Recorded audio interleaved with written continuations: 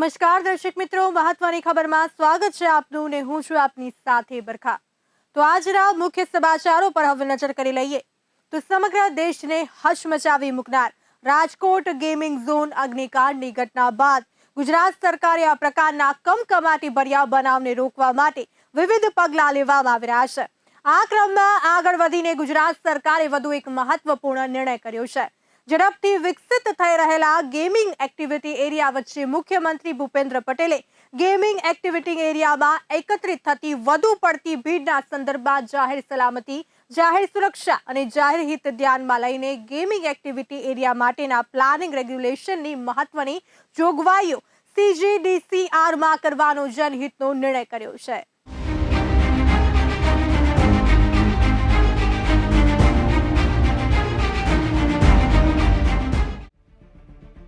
Rajkot game ઝોનમાં વિનાશકારી આગની ઘટનામાં 33 લોકોના મોત બાદ ગુજરાત સરકાર એક્શનમાં દેખાઈ રહી છે। હવે ગુજરાત સરકારે આવી ઘટનાઓને રોકવા માટે વિવિધ પગલાઓ લીધા છે। રાજ્યના વિવિધ શહેરોમાં સ્વતંત્ર ગેમિંગ એક્ટિવિટી એરિયા અને શોપિંગ મોલ તેમજ શોપિંગ કોમ્પ્લેક્સ જેવા કોમર્શિયલ બાંધકામોમાં હાલમાં ગેમિંગ એક્ટિવિટી એરિયા વિકસિત થઈ રહ્યા છે। આવી સ્થિતિ વચ્ચે વિવિધ પ્રકારની NOCની વિસ્તૃત જોગવાઈઓ જારી કરવામાં આવી છે। વિવિધ પગલાં વચ્ચે ગેમિંગ એક્ટિવિટી એરિયા અને કોમર્શિયલ બાંધકામમાં થતા ગેમિંગ એક્ટિવિટી એરિયા માટે અલગ અલગ પ્લાનિંગ રેગ્યુલેશનની જોગવાઈઓ કરવામાં આવી છે। મુખ્યમંત્રી ભૂપેન્દ્ર પટેલે આ અંગેની જે જોગવાઈઓ કરી છે તેમાં ગેમિંગ એક્ટિવિટી એરિયાના બાંધકામ માટે રસ્તાની પહોળાઈ, મિનિમમ એરિયા, બાંધકામની ઊંચાઈ, પાર્કિંગ, સલામતીના ઉપાયો તથા લેવાની થતી વિવિધ પ્રકારની NOCની વિસ્તૃત જોગવાઈઓનો સમાવેશ થાય છે। એટલું જ નહીં, સ્વતંત્ર ગેમિંગ એક્ટિવિટી માટેના પ્લોટમાં જાહેર સલામતીને ધ્યાનમાં રાખીને અલગ અલગ એન્ટ્રી તથા એક્ઝિટ, ઇમરજન્સી એક્ઝિટ અને રેફ્યુઝ એરિયાની જોગવાઈઓ પણ કરવામાં આવી છે। ગેમિંગ ઝોન એક્ટિવિટીના સ્થળે BU સર્ટિફિકેટ, ફાયર NOC તથા અન્ય તમામ લાયસન્સ, સર્ટિફિકેટ, NOC, પરમિટ વગેરે પ્રદર્શિત કરવાના રહેશે એવું પણ સ્પષ્ટ કરવામાં આવ્યું છે।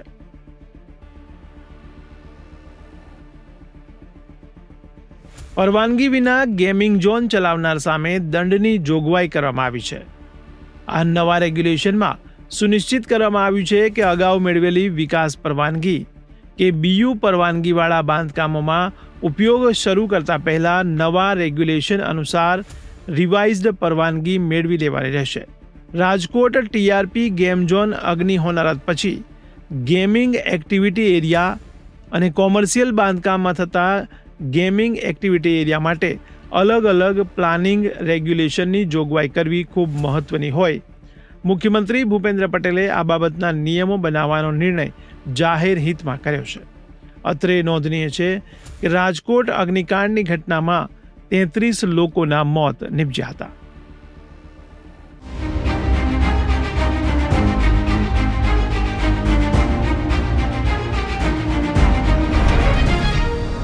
બિહારના મુખ્યમંત્રી નીતિશ કુમાર લાલુના પુત્રને મળતા જ રાજકારણમાં ગરમાવો આવ્યો હતો અને એવી અફવા સામે આવી હતી કે ફરી એકવાર નીતિશ કુમાર RJD સાથે ગઠબંધન કરી શકે છે, જે લઈને આજે રાષ્ટ્રીય અધ્યક્ષ JP નડ્ડા પટના ખાતે પહોંચ્યા હતા।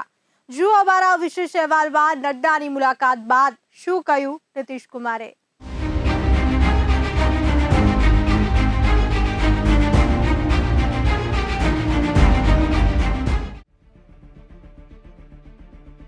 બિહારના CM નીતિશ કુમાર ફરીવાર RJD સાથે ગઠબંધન કરી શકે તેવી ઉડેલી અફવા પર નીતિશ કુમારે સ્થિતિ સ્પષ્ટ કરી છે। પટનામાં ભાજપ અધ્યક્ષ JP નડ્ડા સાથેની મુલાકાત બાદ નીતિશ કુમારે કહ્યું કે અમે 2 વાર RJD સાથે જઈને ભૂલ કરી છે, ફરી આવી ભૂલ નહીં કરીએ, અમે ફરી ક્યારેય RJD સાથે નહીં જઈ શકીએ। નીતિશ કુમારનું આ નિવેદન મહત્વનું છે કારણ કે તાજેતરમાં જ તેઓ RJD નેતા તેજસ્વી યાદવને મળ્યા હતા। ત્યારથી એવી અટકળો લગાવવામાં આવી રહી હતી કે બિહારના રાજકારણમાં ફરી કંઈક થયું હશે. આ મુલાકાત અચાનક થઈ અને બંને વચ્ચે લગભગ અડધો કલાક વાત થઈ. હવે નીતિશ કુમારે અટકળોને દૂર કરવાનો પ્રયાસ કર્યો છે. તેમણે કહ્યું કે એનડીએ સાથે તેમનું સ્વાભાવિક ગઠબંધન છે અને હવે તે કાયમ રહેશે. જુઓ શું કહી રહ્યા છે બિહારના મુખ્યમંત્રી નીતિश कुमार. अब आजकल मीडिया वाले आप लोग हैं, सबका छुप छपवाइए करते. हमसे गलती किया 2 बार, हम कभी उन लोगों को साथ किए और फिर बाद में हटा दिए. अब हम कभी इधर उधर नहीं जाएंगे. हम लोग शुरू से साथ थे. बताइए ना, मेरा रिश्ता था 1995 से. तो बीच में कभी 2 बार इधर उधर हुआ, वो गलती हुई और अब कभी इधर उधर नहीं होगा. लेकिन अगर देख लीजिए, कभी कोई काम किया था जी लोग, लेकिन झूठे वो सबके पर्चा छपता रहता. हम आजकल देखते हैं बिहार के अखबार में, दिल्ली के अखबार में भी छपा रहता. कोई काम किया है क्या?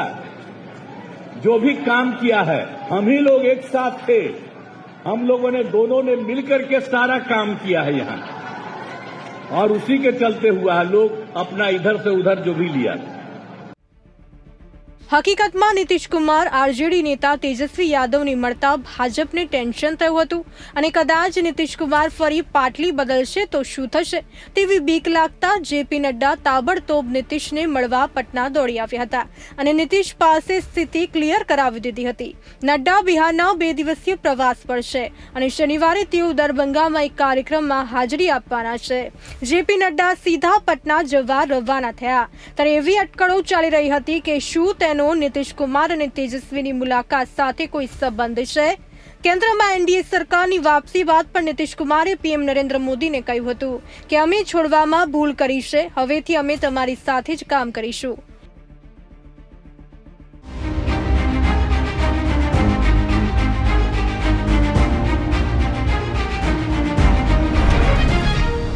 વડોદરામાં પૂરની પરિસ્થિતિ ફરી ન સર્જાય એ માટે રાજ્ય સરકાર એક્શન મોડમાં આવી છે. ગાંધીનગરથી મળતી વિગત મુજબ વડોદરામાં પૂરની સ્થિતિ માટે થયેલા દબાણોને તોડી પાડવા માટે મુખ્યમંત્રી ભૂપેન્દ્ર પટેલનું બુલડોઝર ફરી વળશે. બીજી તરફ વડોદરા મ્યુનિસિપલ કોર્પોરેશનના સ્ટેન્ડિંગ કમિટીના ચેરમેન ડોક્ટર શીતલ મિસ્ત્રીએ પણ સ્વીકાર કર્યો છે કે પૂરની પરિસ્થિતિ પાછળ વરસાદી કાંસોની સાફ સફાઈ અને વરસાદી કાંસોની આસપાસ થયેલા દબાણોના કારણે આવી પરિસ્થિતિ ઉદ્ભવી છે. ડોક્ટર શીતલ મિસ્ત્રીએ પૂરની પરિસ્થિતિમાં લોકોની મદદ ન કરી શક્યાનો સ્વીકાર કર્યો છે. તો હવે આગામી સમયમાં ફરી એકવાર આ સ્થિતિ ન સર્જાય તે માટેનો એક્શન પ્લાન તૈયાર કર્યો છે.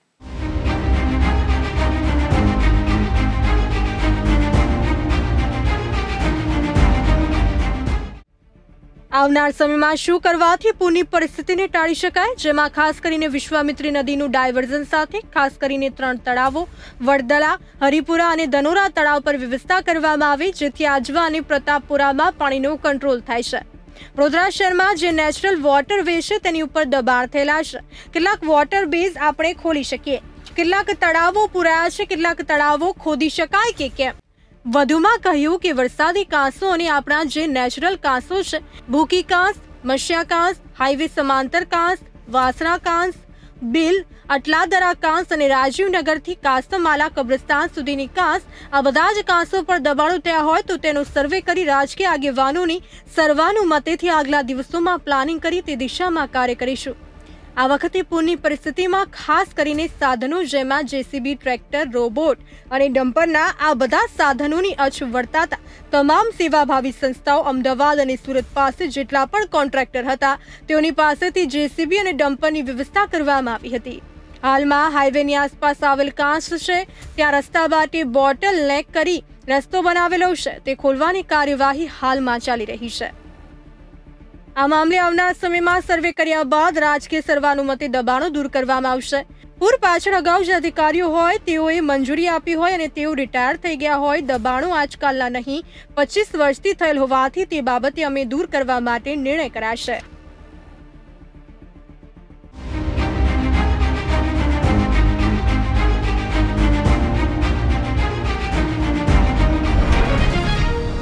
અમદાવાદ સહિત ગુજરાતના જુદા જુદા વિસ્તારોમાં હાલમાં પડેલા ભારે વરસાદને કારણે અનેક રીતે પ્રતિકૂળ અસર તો થઈ છે, સાથે સાથે આ ગાળામાં શાકભાજીના ભાવમાં રેકોર્ડ વધારો થતા તમામ લોકોના બજેટ ખોરવાઈ ગયા છે.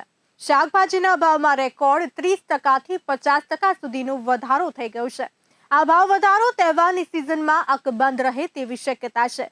સામાન્ય લોકોની સાથે સાથે નાના રેસ્ટોરન્ટ અને હોટલના માલિકો પણ પરેશાન છે, કારણ કે ખર્ચમાં વધારો થયો છે.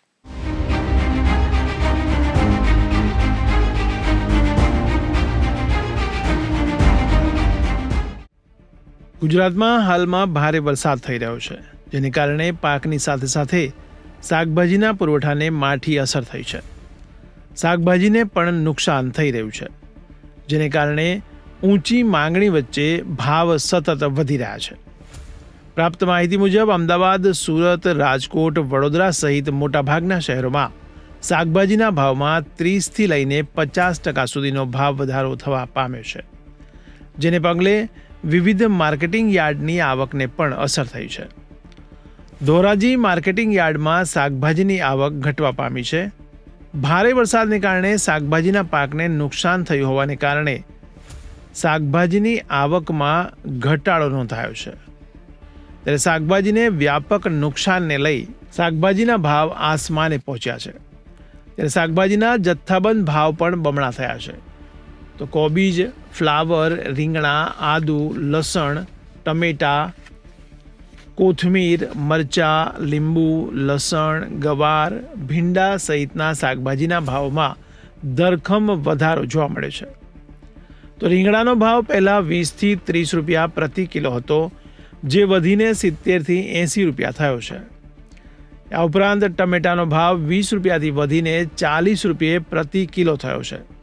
તો લીલા મરચાં પણ 30 રૂપિયા કિલોથી વધીને 60થી 70 રૂપિયે કિલો થયા છે. તો લસણ 100 રૂપિયાથી વધીને 300 રૂપિયાનું પ્રતિ કિલો થયું છે. ત્યારે કોથમીર 150 રૂપિયે પ્રતિ કિલોથી વધીને 300 રૂપિયે પહોંચી છે. ત્યારે મેથી પણ 150થી 100 રૂપિયા કિલો હતી, જે ભાવ વધીને હવે 300થી 350 થયો છે. આજે માર્કેટિંગ યાર્ડની અંદર શાકભાજીની આવક ઘટી ગઈ છે, કારણ કે વરસાદ બહુ પુષ્કળ પડ્યો છે. આજે માલ જે ખેતરમાં ઊભો હતો એ પણ ખરાબ થઈ ગયો છે, જેના હિસાબે આવક ઘટી ગઈ છે અને શાકભાજી ખૂબ જ મોંઘું થઈ ગયું છે. અને શાકભાજી જે કંઈ આવે છે એ પાણી ખાધેલું આવે છે. જે થડાવાળા શાકભાજી લઈ જાય છે એ લોકો પાસે પણ શાકભાજી રહેતું નથી. 50% ઉપર શાકભાજી બગડી જાય છે. બગડી જવાના હિસાબે અત્યારે ભાવ આસમાને ચડી ગયા છે. બધી શાકભાજીના ભાવ અત્યારે, કોબી જે સસ્તું હતું અત્યારે કોબી પણ મોંઘું થઈ ગયું છે. રીંગણા મોંઘા થઈ ગયા છે, મરચાં મોંઘા થઈ જાય. રીંગણા અત્યારે 60, 70, 80 રૂપિયા સુધીના કિલો હોલસેલમાં જાય છે. પછી ટમેટા 35, 40, 30થી 40 રૂપિયા હોલસેલમાં છે. પછી મરચા છે એ પણ 60, 70 રૂપિયા હોલસેલમાં થઈ ગયા છે. જે 30, 40 રૂપિયા 2 દિવસ પહેલા 25, 30 રૂપિયા મરચાના હતા, એ આજે વધીને 60, 70 રૂપિયા સુધી મરચા પહોંચી ગયા છે. લસણની વાત કરીએ તો સૂકું લસણ દિવસે દિવસે ભાવ વધતા જ જાય છે. અત્યારે 300 ઉપરનું કિલો લસણ જાય છે. પછી કોથમરીની વાત કરીએ તો કોથમરી પણ અત્યારે 300 રૂપિયાની આસપાસ કિલો છે. મેથી પણ અત્યારે 150, 200 થી લગાડીને 300, 350 સુધી કિલો છે. બધી શાકભાજીના ભાવ આસમાને ચડી ગયા છે. શાકભાજી બધું પાણી ખાધેલું આવવાને હિસાબે શાકભાજી રહેતું નથી અને શાકભાજીના ભાવ ખૂબ જ આસમાને છે. તો ભાવ વધારાને કારણે સામાન્ય લોકોને હાલમાં કોઈ રાહત મળે તેવી શક્યતા દેખાઈ રહી નથી. હોટેલ અને નાના રેસ્ટોરન્ટમાં પણ જમવાને લઈને સામાન્ય લોકોને વધુ પૈસા ચૂકવવા પડી શકે છે.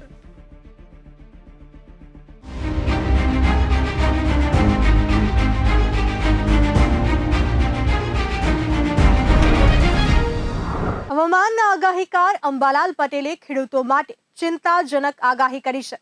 અંબાલાલે ભીતિ વ્યક્ત કરી છે કે જો રાજ્યમાં આ પ્રકારે અવિરત વરસાદ શરૂ રહેશે તો ખેડૂતોના પાકને નુકસાન થશે, પાક નષ્ટ થઈ શકે છે, પાક બળી જવાની તેમજ જીવાત પડવાની ભીતિ રહેલી છે. તો જુઓ બીજી શું કરી છે આગાહી.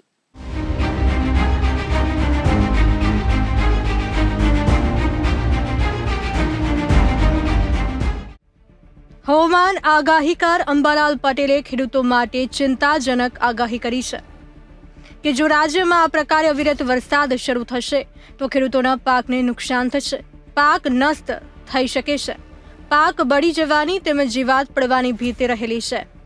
આ તરફ વરસાદને લઈને અંબાલાલે જણાવ્યું છે કે હાલ રાજ્ય પર જે એક બાદ એક વરસાદી સિસ્ટમ બની રહી છે તેને જોતા ભાદરવા મહિનામાં પણ મેઘરાજા ભરપૂર જમાવટ કરે તેવું લાગી રહ્યું છે.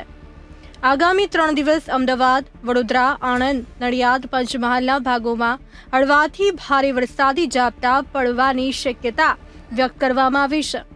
જેમાં અરવલ્લી, સાબરકાંઠા, ઈડરના કેટલાક ભાગોમાં હળવા વરસાદી ઝાપટા પડી શકે છે.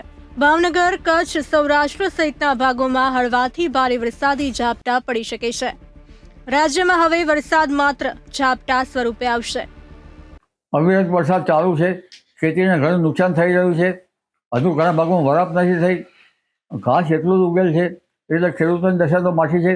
પરંતુ વધુ જોઈએ તો આગામી 2-3 દિવસમાં વરસાદ આવવાની શક્યતા રહે છે. જેમાં વડોદરાના ભાગોમાં, આણંદના ભાગોમાં, નડિયાદના ભાગોમાં હળવા ભારે વરસાદ ઝાપટા પડી શકે છે. અમદાવાદના ભાગોમાં પણ હળવા ભારે વરસાદી ઝાપટા પડી શકે છે. પંચમહાલના કેટલાક ભાગોમાં પણ હળવા ભારે વરસાદ ઝાપટા પડી શકે છે. આ ઉપરાંત અરવલ્લી, સાબરકાંઠા, ઈડરના ભાગોમાં કેટલાક ભાગોમાં પણ હળવા ભારે વરસાદી ઝાપટા પડી શકે છે. અને ઉત્તર ગુજરાત કેટલાક ભાગોમાં હળવા ભારે વરસાદ ઝાપટા પડી શકે છે. તેમજ કચ્છના કેટલાક ભાગોમાં હળવા ભારે વરસાદ ઝાપટા પડી શકે છે. હવે વરસાદ લગભગ ઝાપટાના રૂપે આવતો જ રહે છે. આ ઉપરાંત દક્ષિણ સૌરાષ્ટ્રના ભાગોમાં પણ હળવા ભારે વરસાદ ઝાપટા પડી શકે છે. ભાવનગરના ભાગોમાં પણ હળવા ભારે વરસાદ ઝાપટા પડી શકે છે. પશ્ચિમ સૌરાષ્ટ્રના ભાગોમાં પણ હળવા ભારે વરસાદ ઝાપટા પડી શકે છે. ઉપરાંત કચ્છના કેટલાક ભાગોમાં હળવા ભારે વરસાદ ઝાપટા પડી શકે છે. કોઈ ભાગમાં ભારે વરસાદ ઝાપટું પડી જાય. ભરૂચ વગેરે ભાગોમાં વધુ ભારે વરસાદ ઝાપટા પડી શકે છે. દક્ષિણ ગુજરાતના ભાગોમાં પણ હળવા ભારે વરસાદ ઝાપટા પડી શકે છે. પણ ઉલ્લેખનીય છે કે ત્યારબાદ પણ બંગાળ ઉપસાગરમાં એક 13મી સપ્ટેમ્બરે સિસ્ટમ બને છે. જે સિસ્ટમ બિહાર, પૂર્વ ભારતમાં થઈ વળાંક લઈને મધ્યપ્રદેશના ભાગોમાં આવશે. એટલે મધ્યપ્રદેશના સંલગ્ન ગુજરાતના ભાગોમાં વરસાદ થવાની શક્યતા છે. કેટલાક ભાગમાં ભારેથી અતિ ભારે વરસાદ થવાની શક્યતા રહે છે. મધ્ય ગુજરાતના કેટલાક ભાગોમાં ભારે વરસાદ થવાની શક્યતા છે. આ ઉપરાંત લગભગ પૂર્વે રાજસ્થાનના ભાગોમાં વરસાદ થવાની શક્યતા રહે છે. પંચમહાલના ભાગોમાં પણ વરસાદ થવાની શક્યતા છે. આ ઉપરાંત ઉત્તર ગુજરાતના ભાગોમાં પણ વરસાદ થવાની શક્યતા છે. બનાસકાંઠાના ભાગોમાં પણ વરસાદ થવાની શક્યતા છે. કેટલાક ભાગોમાં ભારે વરસાદ ઝાપટા પડવાની શક્યતા છે. કચ્છના ભાગોમાં પણ વરસાદ થવાની શક્યતા છે. કેટલાક ભાગમાં ભારે વરસાદ ઝાપટા પડવાની શક્યતા છે. દક્ષિણ મહારાષ્ટ્રના ભાગોમાં વરસાદ થતાં આ ઉપરાંત દક્ષિણ ગુજરાતના ભાગોમાં પણ ભારે વરસાદ થવાની શક્યતા રહે છે. તાપી નદીમાં પાણીનો આવરો આવવાની શક્યતા રહે છે. આ ઉપરાંત ત્યારબાદ લગભગ 22 સપ્ટેમ્બરે એક સિસ્ટમ બનવાની શક્યતા છે. 22, 23, 24, 25માં રાજ્યના ભાગમાં ભારે વરસાદ ઝાપટા પડવાની શક્યતા છે. ત્યારબાદ 28 સપ્ટેમ્બરે પણ એક સિસ્ટમ બનવાની શક્યતા છે. 28 સપ્ટેમ્બરથી 5મી ઓક્ટોબર વચ્ચે રાજ્યના કેટલાક ભાગમાં ગાજવીજ સાથે વરસાદ થવાની શક્યતા રહેશે. 5મી ઓક્ટોબર આસપાસ દરિયા કિનારે પવનનો જોર રહેશે. 10મી ઓક્ટોબરે ચિત્રા નક્ષત્રમાં પણ વરસાદ થવાની શક્યતા રહેશે. કેટલાક ભાગોમાં નવરાત્રિમાં વરસાદ ન થાય તો સારું. આ ઉપરાંત લગભગ શરદ પૂર્ણિમામાં રાતમાં જો ચંદ્ર કાળા વાદળોમાં ઘેરાયેલો હશે તો લગભગ સમુદ્રમાં ભારે હલચલ જોવા મળે. અને જે વહાણો જે છે દરિયામાં તે વહાણોને પણ લગભગ અસર થાય તેવી હલચલ સમુદ્રમાં જોવા મળે. 17મી ઓક્ટોબરે દરિયા કિનારે ભારે પવન ફૂંકાવાની શક્યતા છે. અને શરદ પૂનમ પછી પણ લગભગ દિવાળી પહેલાં વાદળવાયુ અને કોઈ ભાગમાં કચિત વરસાદ થવાની શક્યતા છે. એટલે વિષમ હવામાનની વિપરીત અસર રહેશે. 23મી સપ્ટેમ્બરથી 26 ઓક્ટોબર વચ્ચે ગરમી વધારે પડશે. અને સપ્ટેમ્બરમાં વરસાદ થતાં ખેતી પાકોને, ધાન્ય પાકોને લગભગ નુકસાન થવાની શક્યતા રહેતી હોય છે. કારણ કે પવનનો જોર હોય છે. ધાન્ય પાકો ઉગી પડી જતા હોય છે. 23 સપ્ટેમ્બર પછી વિષમ હવામાનની વિપરીત અસરના કારણે ખેતરમાં પડેલા પાથરાઓમાં ઝેરી જીવજંતુ પડવાની શક્યતા રહેશે. બંગાળના સાગરમાં સિસ્ટમ સક્રિય થવાથી બિહાર અને મધ્યપ્રદેશ થઈ ગુજરાતના સરહદી વિસ્તારોમાં ભારે વરસાદની શક્યતા છે. ઉત્તર ગુજરાત, મધ્ય ગુજરાતના કેટલાક ભાગોમાં ભારે વરસાદી ઝાપટા પડી શકે છે. 22 સપ્ટેમ્બરે સિસ્ટમ સક્રિય થવાથી 22, 23, 24 રાજ્યના અનેક ભાગોમાં ભારે વરસાદી ઝાપટા પડવાની શક્યતા રહેશે.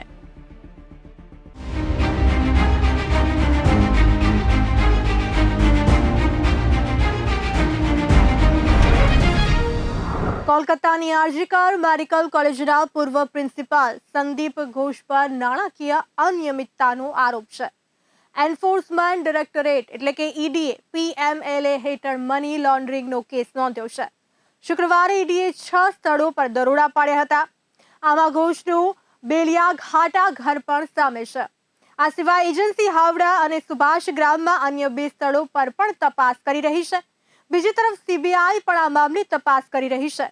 13 ઓગસ્ટના રોજ કોલકાતા હાઈકોર્ટે RAG Kar rape murder case અને હોસ્પિટલમાં નાણાકીય ગેરરીતિઓની તપાસ CBIને સોંપી હતી.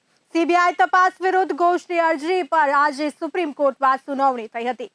કોર્ટે અરજી ફગાવી દીધી છે.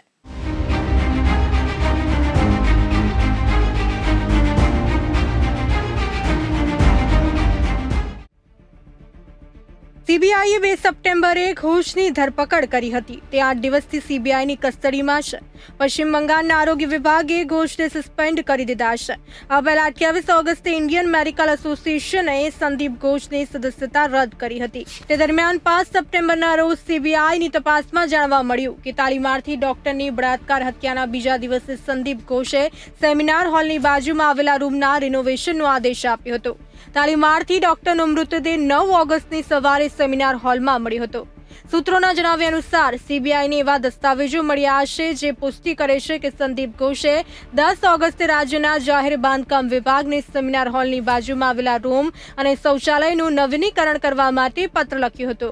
આ પરવાનગી પત્ર પર ઘોષની સહી પણ સામે આવી છે. તપાસ અધિકારીઓનું કહેવું છે કે રિનોવેશન પત્ર પરથી સ્પષ્ટ થાય છે કે ઘોષ આ કામ કરાવવાની ઉતાવળમાં હતો. તેથી આ દસ્તાવેજ બળાત્કાર હત્યાના કેસ અને આરજીકર કોલેજમાં નાણાકીય અનિયમિતતાના કેસ વચ્ચેની કડીને જોડવામાં મદદ કરી શકે છે. કોલકાતાની આરજીકર મેડિકલ કોલેજ અને હોસ્પિટલમાં ટ્રેની ડોક્ટરની બળાત્કાર હત્યાને લઈને આજે 28મા દિવસે વિરોધ પ્રદર્શન ચાલુ છે. બુધવારે મોડી રાત્રે ડોક્ટરના માતા પિતા પણ વિરોધમાં જોડાયા હતા. પીડિતાના પિતાએ કહ્યું, પોલીસ શરૂઆતથી જ આ કેસને દબાવવાનો પ્રયાસ કરી રહી છે. ડેડ બોડીને પોસ્ટમોર્ટમ માટે લઈ જવામાં ન આવે ત્યાં સુધી અમારે પોલીસ સ્ટેશનમાં રાહ જોવી પડી. બાદમાં જ્યારે પુત્રીનો મૃતદેહ અમને સોંપવામાં આવ્યો ત્યારે એક વરિષ્ઠ પોલીસ અધિકારી અમને પૈસાની ઓફર કરી તેવા પણ આક્ષેપો સામે આવ્યા છે.